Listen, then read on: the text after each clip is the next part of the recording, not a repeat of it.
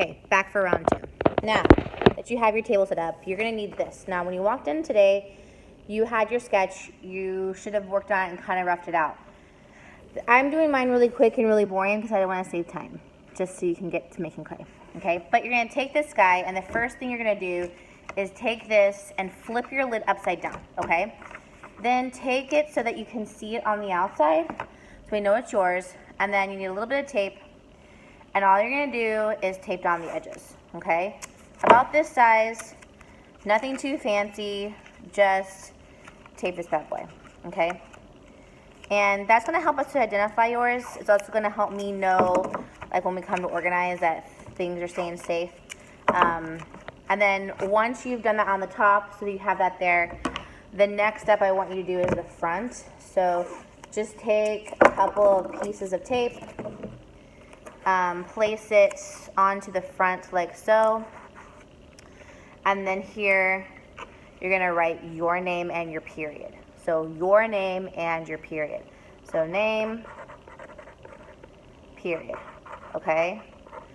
This is gonna help us keep organized, but of course it's gonna say your name and not backwards too. Okay? So once that's done, then you can come and see me to get clay. All right? When I give you clay, I'm gonna place it on the inside. All right? And let me grab it so you can see. But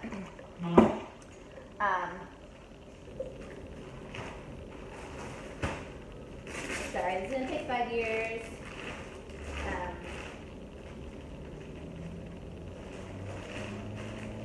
So when you get your clay, it's gonna be very, very damp, and we wanna keep it that way for as long as possible.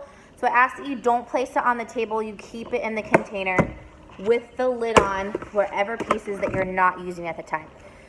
So keep in mind that when you come to work the clay today, you want to start making coils, right? So I'm going to peel off a piece, put this back inside, and if you remember from our discussions, clay dries out. So if you keep just touching it and randomly like playing with it, it's going to not only dry your hands, but your hands are going to suck out all the moisture.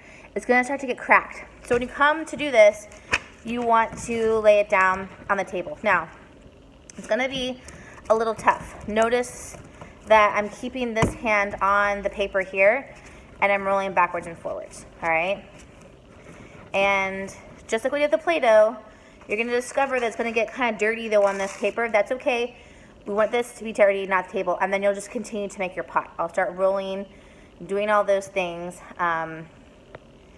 and don't forget to Band-Aid, slide that clay down. If you don't want there to be a hole, you want there to not to be a leak, you can start pushing that together.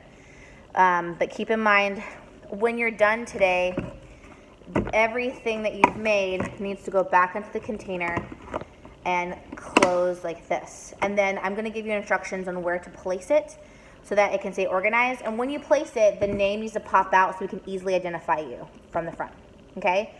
So that's how it's gonna go today. We're gonna clean up a little early so you can go wash your hands, because as you can see, just from having it for a few minutes, my hands are very dry. And I want you to stay clean, and we don't want dust to get in your lungs so you die. All right, let's get ready. It's time to knock it out this week.